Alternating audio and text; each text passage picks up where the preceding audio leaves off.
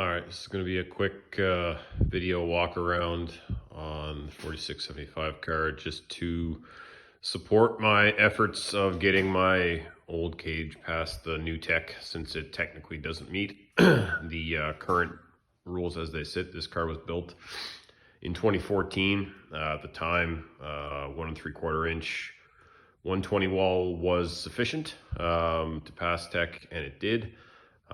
Since then, obviously, there's rules.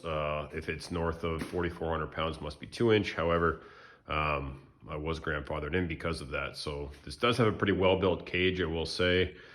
It is heavily gusseted. You can see we have a butt joint here in the cage, adjacent to the gussets. There is no real apparent damage. There's a small dent in the tube on that side I'll get to in a minute. A pillar is tied into what at the time was the rock rails. I had to add rockers back into this because it was originally had them removed before the rules permitted that. So so the cage is tied into that square tubing there, and then tied into the to the frame with plating, or the unibody, I guess. You can see it's actually, I don't know, you probably saw it before, but it is tied into the unibody with some webbing there. It's also tied in here. B pillar. There's my tech band right there, nice and rusty. B pillar through the floor. That's just the cross brace and support over the tunnel to that side.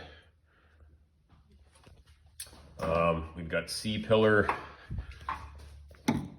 tied into plating down there. That is 1/8 inch plating all the way along back to there. You can see it. Had to add some gusseting, but then that's the D pillar, which actually goes through the floor. And that's what the sway bar is attached to.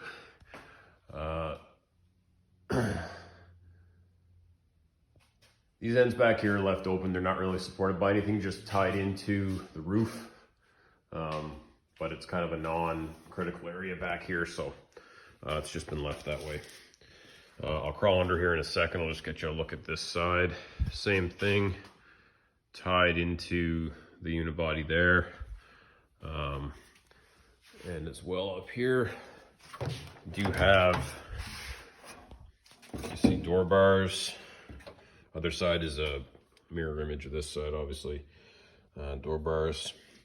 We do have seatbelt tabs on the cross piece. That is tied into plating into the trans tunnel. Doesn't actually go right through. It's just mounted to some plating that was attached to the trans tunnel. Same thing there. And we will, so here's the only damage on this cage right here, is that dent.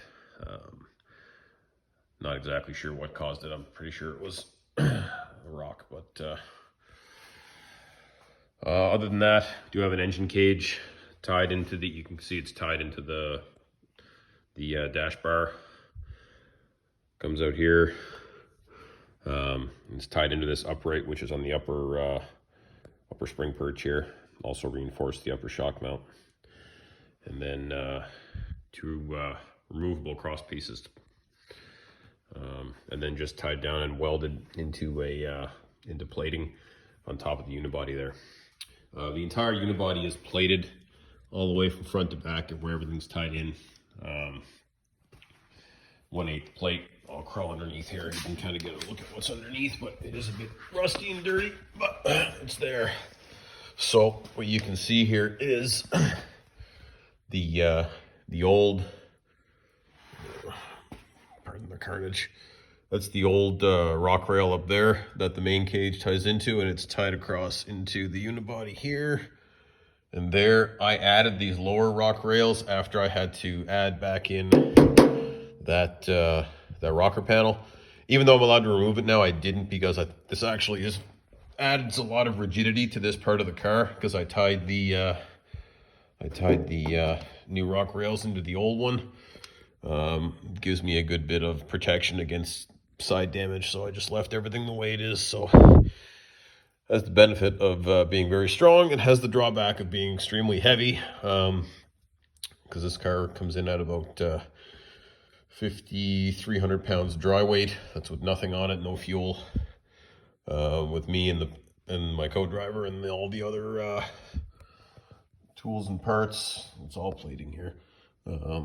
We're north of 6,000 pounds, ready to race. So that's about it. Hopefully this is sufficient. If there is anything that is missing, Richard, and you want to see anything more, let me know. All right, that's it.